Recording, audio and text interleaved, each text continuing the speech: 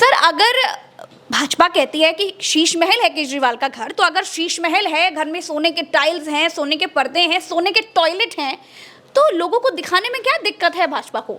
ऐसे ही कुछ आरोप उत्तर प्रदेश में भी अखिलेश यादव पर भाजपा लगाया करती थी कि टाइल उखाड़ ले गए, लाखों के टाइल्स हैं। तो क्या भाजपा का ये विपक्ष के नेताओं को टारगेट करने का ये पुराना सेट पैटर्न है क्या? देखिए प्रज्ञा, अगर आप देखें भारतीय जनता पार्टी के पास जो है इस तरह की रणनीति और इस तरह की उनकी जो शाम धाम दंड भेद वाली नीति है, उसी के तहत ये चीज़ें आती हैं कि वो एक परसेप्शन बना देते हैं। अब जनता में एक परसेप्शन बना दिया गया है कि भाई केजरीवाल जो पहले कहते थे कि कोई भी नेता, कोई भी मंत्री एक फ्लैट में रह सकता है, साधारण कार से चल सकता है। अब केजरीवाल साधारण कार से चल रहे हैं कि नहीं चल रहे हैं, वो एक साधारण मकान में रह रहे हैं कि नहीं रह रहे हैं, जनता को तो नहीं पता है। ये तो परसेप्शन बनाया गया है। तो भारतीय जनता पार्टी के लोग कोई भी ऐसी चीज़ बनाने के पुराने माहिर हैं। उनकी तो सरकार ही इसी पे आई है, चाहे केंद्र में हो चाहे किसी दूसरे राज्य में हो। आज वो लगातार इस बात को फोकस कर रहे हैं कि केजरीवाल का शीश महल है।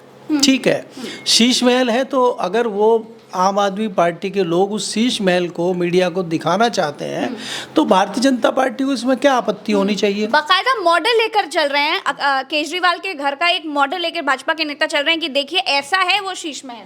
वही मैं कह रहा हूँ कि वो जैसा भी है वो मीडिया के कैमरे अपने आप बता दे, कैमरा तो झूठ बोलता नहीं है।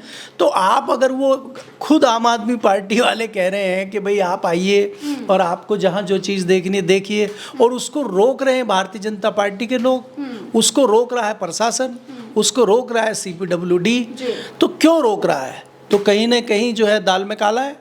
आप झूठ बोल रहे हैं, ऐसा कुछ है नहीं।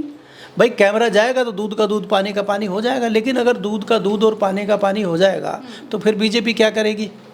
क्योंकि देखिए आपको समझना होगा कि भारतीय जनता पार्टी इस बार दिल्ली में चाहती है कि उनकी सरकार बने, और उनका जो सिस्टम है पुराने वाला, उनकी जो चाहे एजेंसियां हों, चाहे प्रशासन हो, चाहे उनका शाम धाम दंड भेद की रणनीति हो, चाहे हिंदू मुस्लिम का मामला हो, चाहे दूसरा मामला हो, सारी चीज़ें जो है अपनी तैयार भारतीय जनता पार्टी करके चल रही है।